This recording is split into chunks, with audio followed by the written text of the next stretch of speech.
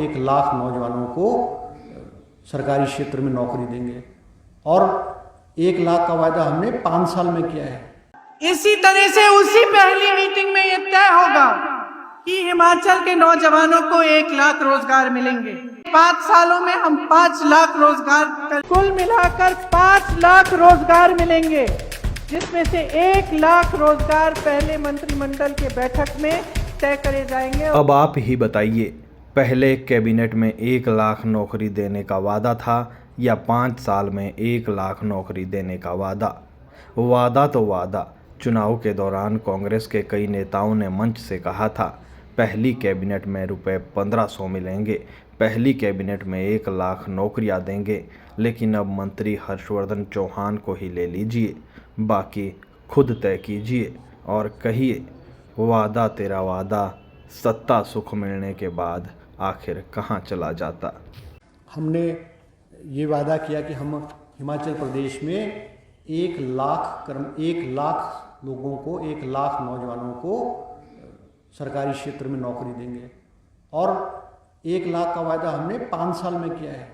कहीं भी हमने जो भारतीय जनता पार्टी जो कहती है कि हमने 1 लाख कर्मचारियों को जो है 1 साल में देंगे, क्योंकि हिमाचल प्रदेश में कर्मचारियों की जो संख्या है वो कुछ 2.25 लाख के करीब है और किसी भी सरकार के लिए संभव नहीं है कि वो हर साल सरकारी क्षेत्र में 1 लाख कर्मचारियों को भर्ती या नौकरी जो है उपलब्ध कराई जा सके। मगर इस in spite of all this fact, इसके बावजूद भी हमारी प्रदेश सरकार ने जो है वो हिमाचल प्रदेश में लगभग 22,000 पद अलग अलग विभागों में स्वीकृत कराए हैं, ताकि हिमाचल प्रदेश का जो नौजवान है उसको जो है नौकरियां मिल सके।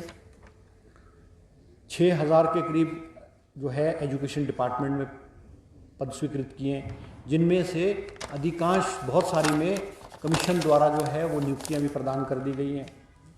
2160 वन रक्षक लगेंगे, 1260 जो है पुलिस कांस्टेबल्स की भर्ती होगी, 6,000 के करीब एजुकेशन डिपार्टमेंट में भर्तियां की जाएंगी, 4,500 के करीब IPH में multitask worker, fitter, pump operators किए जाएंगे, 900 के करीब जो है पटवारी, और इस तरह से अलग अलग, बहुत लंबी डिटेल है, अलग अलग किसी डिपार्टमेंट में 50 पोस्टें हैं, किसी में 100 पोस्टें हैं, किसी में 150 पोस्टें हैं। हमने 22,000 के करीब पोस्टें स्वीकृत करके उनकी जो प्रोसेस है, उनका जो रिक्रूटमेंट का जो प्रोसेस है उसको आरंभ किया गया है। और मैं एक और बात कहना चाहूँगा कि जो नौकरियों में क्षेत्र में जो है वो हमारी रफ्तार क्यों रुकी, ये बात किसी से छुपी नहीं है कि हिमाचल प्रदेश में जयराम जी के नेतृत्व में भारतीय जनता पार्टी के समय में हमारे जो पेपर्स हैं वो बिका करते थे। हमीरपुर सबॉर्डिनेट सर्विस बोर्ड जो भ्रष्टाचार का अड्डा बना हुआ था, और वहाँ के जो कर्मचारी और सेक्रेटरी और जो एम्प्लॉयज़ हैं वो 2-2 लाख में, 4-4 लाख में, 6-6 लाख रुपए में पेपर बेचा करते थे।